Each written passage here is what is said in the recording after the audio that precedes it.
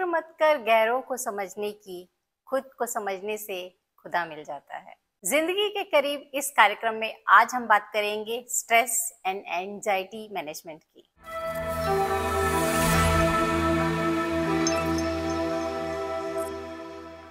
Stress comes from both expecting good things from bad people and bad things from good people. ऐसा ना हो कि जिंदगी में पहले थोड़ी टेंशन थी और अब टेंशन से जिंदगी ही थोड़ी रह जाए।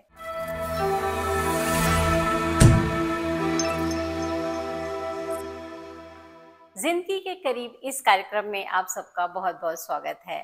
आज मुझे ये बताते हुए बहुत खुशी हो रही है कि हमारे आज खास मेहमान हैं श्री शिव खेड़ा जी। शिव खेड़ा जी, आपका बहुत बहुत स्वागत है। बहुत बहुत धन्यवाद मुझे यहाँ पे अपने स्टूडियो में बुलाने का। शिव खेड़ा जी, सबसे पहले आपको बहुत बहुत कॉन्ग्रेचुलेशंस, आपकी नई बुक का लॉन्च हुआ है and we look forward to read it. और उस बुक के बारे में बताइए कुछ। लिव व्हाइल यू अराइव जो किताब है, इसको हमने इस वजह से लिखा था क्योंकि इट इज ऑन स्ट्रेस, और तकरीबन जितनी भी किताबें मार्केट में मिलती हैं वहाँ पे वो स्ट्रेस करते हैं, योगा करो, मेडिटेशन करो, डीप ब्रीदिंग करो, and this is a remedy आपको एक स्ट्रेस के लिए जी। लेकिन मेरे हिसाब से जब तक आदमी का एक नजरिया, एटीट्यूड सही नहीं होगा, वो चाहे जितनी मर्जी डीप ब्रीदिंग कर ले, जितना मेडिटेशन कर ले, वो भी नहीं कर पाता ठीक से। आपको एक छोटा सा उदाहरण देता हूँ कि एक आदमी जॉन दफ्तर पे जा रहा था, उसकी गाड़ी का एक्सीडेंट हो गया, तो बहुत गुस्से से निकला और बोले आपने मेरा दिन खराब कर दिया, आपने मेरी गाड़ी खराब कर दी, तोड़ दिया सब कुछ, एंड एकदम ही lost his cool and temper. दफ्तर में पहुंचा, दफ्तर में एकदम गुस्से में आया सबको और बताया कि मेरा एक्सीडेंट हो गया, and he carried the whole thing in a, पूरा दफ्तर में स्ट्रेस फैल गया। और उस दिन दफ्तर में प्रोडक्टिविटी, क्वालिटी, क्वांटिटी सब गिर गई। तब यहाँ पे खत्म नहीं हुआ, अब उसकी सारे जितने लोग थे, उसकी सेक्रेटरी थी, वो भी तनाव में आ गई। शाम को घर गई वो अपना, उसका लड़का एक बहुत प्यार से अपनी माँ के साथ खेलने आ रहा था, लेकिन माँ ने कहा लेकिन मेरा मूड खराब है, चले जाओ यहाँ से आज। तो अब वो बेचारा, उसको डांट पड़ गई, वो कोने में जाके बैठ गया, उसका भी मूड खराब हो गया। अब उनका एक छोटा सा पालतू कुत्ता था, वो प्यार से पूछ हिलाते हुए आ गया और लड़के ने उसको भी बोला अगर मेरा मूड खराब है, उसको लात मार दिया, हटा दिया। लुक एट दिस, कौन सी चीज कहाँ शुरू हुई और कहाँ पे जाके पहुंची, इसका कितना रिपल इफेक्ट है। लेकिन एक और आदमी है स्टीव, वो भी दफ्तर जा रहा था, उसकी गाड़ी का एक्सीडेंट हो गया और गाड़ी टॉपल कर गई 3 बारी, एंड खिड़की से निकल के आया तो कहता है कि आज तो मेरा बहुत खुश नसीब आदमी हूँ, ऐसा एक्सीडेंट हुआ है but I am safe, the good lord must be riding with me. And he came out, he was happy about it, and he went to the office, और ऑफिस में बोला कि भैया देखिए कितना अच्छा दिन है, and I had an accident but look it, मैं एकदम अनस्क्रैच्ड सब निकल आया वहां से। लुक एट दिस, जॉन का रिएक्शन जो था पहले बली, उसका क्या था रिएक्शन, एंड स्टीव का रिएक्शन नहीं था, it was a response. Now accident शायद हो ही जाता, अनहोनी थी, एक्सीडेंट होनी थी, लेकिन दोनों के व्यवहार में बहुत फर्क आ गया।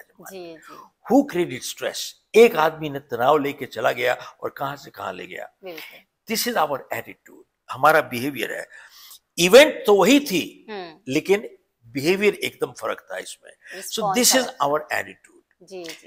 Reaction is negative, response is positive. आप किसी डॉक्टर के पास जाते हैं और डॉक्टर आपसे पूछता है कि मैंने जो दवाइयां लिखी थी आपको कैसा उसका रिस्पॉन्स आ रही है, ये ट्रीटमेंट ने कैसा किया। अगर कहते हैं कि आप कि मेरे को एलर्जी हो गई है और खारिश शुरू हो गई है और 50 चीज, दैट मीन्स मेडिसिन रिएक्टेड, कहता है बंद कर दो। अगर आप कहते हैं कि वो ट्रीटमेंट जो आपने दिया था मुझे उससे बहुत अच्छा है, मेरे को फर्क लग रहा है, ठीक लग रहा है, तो डॉक्टर कहता है you are responding well, continue with the treatment. See, reaction करना नेगेटिव है, रिस्पॉन्स करना एक पॉजिटिव चीज है। सो यही फर्क है नजरिए में।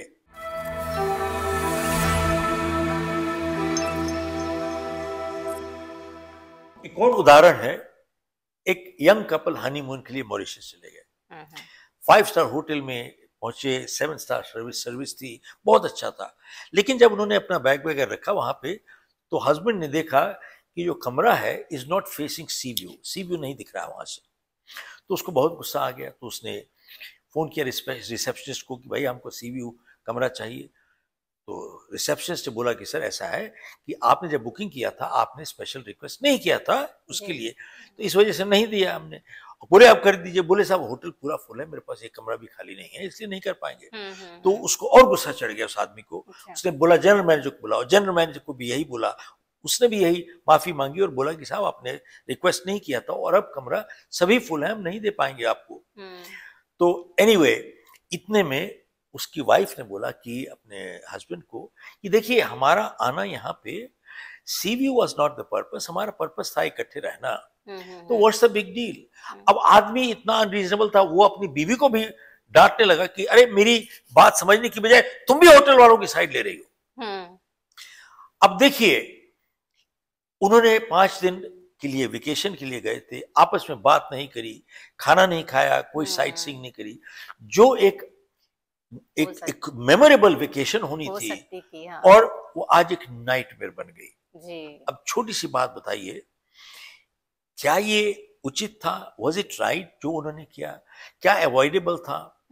और कई बारी लोग कहते हैं कि साहब ऐसी चीजें, काउंसलर भी एडवाइस करते हैं कि साहब आपको तनाव हो रहा है, आप ऐसा कीजिए, गो टू वेकेशन, आप माउंटेन चले जाओ, बीच में चले जाओ। अब जिसकी ऐसी सोच है, हाँ। आप चाहे माउंटेन, वो अपनी समस्या अपनी साथ में ले जाओगे, अपना तनाव भी अपने साथ में ले जाओगे, you will carry this. So we need to understand कि हमारे जो नजरिया है, that is a major fact in our handling stress, कैसे हैंडल करते हैं।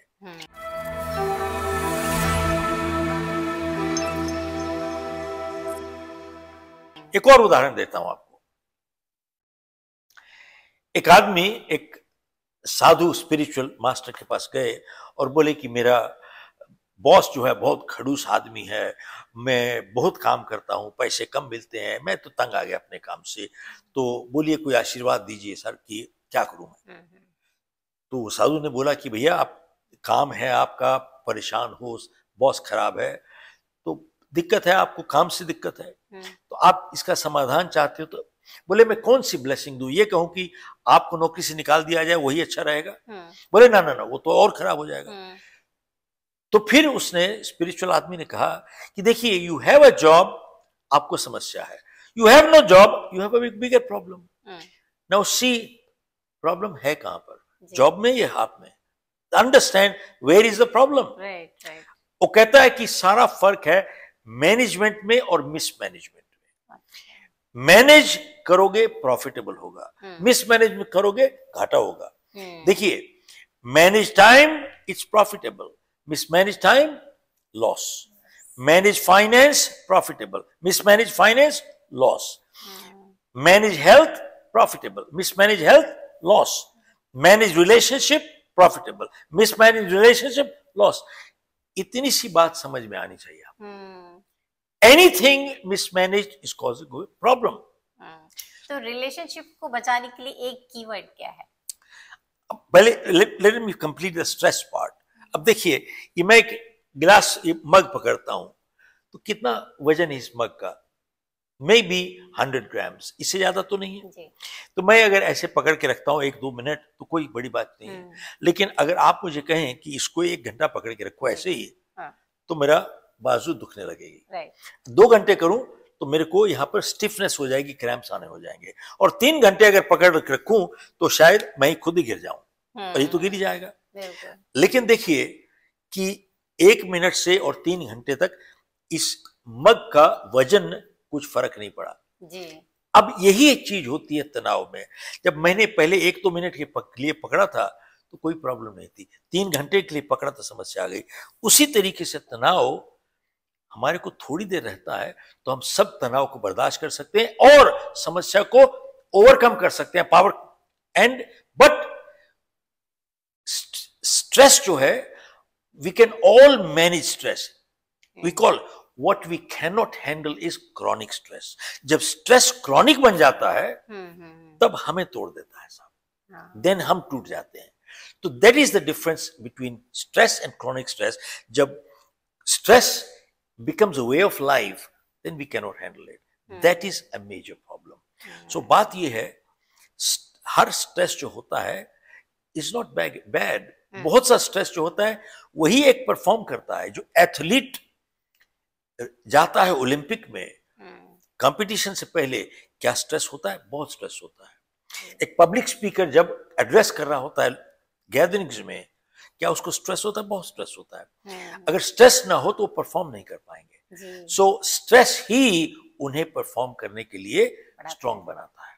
That's what it is.